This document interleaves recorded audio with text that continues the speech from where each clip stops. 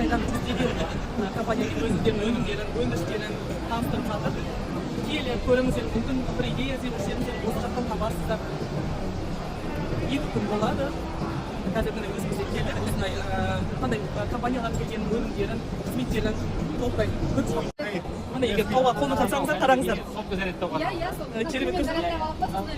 Қонастар тауда деген сонымен зарядтап қойып, ұйықтаймыз. Алдыңғы күні ғана біз ана папасына қыс болып жатыр, екеуміз алдыңғы күні ғана тауға қонып келгенбіз.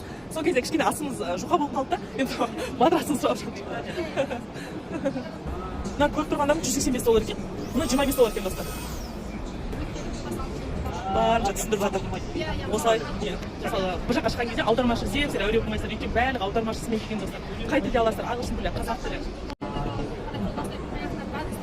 Міне осылай тікелей сөйлесіп, контакты ауысып, бір-бірлеріңізбен сөйтсеңіздер болады. Мына екінші фирмамен де осылай келісіп жатыр бір-бірімен контакт алмасып. Мысалы, мына жақта достар, дрон өндіреді. Біз ойлаймыз ғой, дрон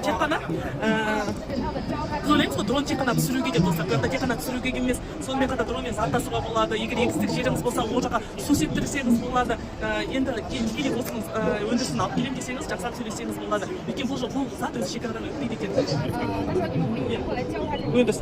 Бұл жақта да жақсы басшылары бірге келген достар. Тікелей бағасын келісіп, қашан келетінін, сол өндіріс ашатын болсаңыз, өндіріс қалай орналастыру керек, оны қалай рұқсат аласыз, соға дейінге толықтай ақпараттар бар. Міндетті келіңіздер, еліміз дами берсін, қанша дегенмен бізге өндіріс ауадай қажет, өзіміздің елге лайым бәріміз атсалысайық.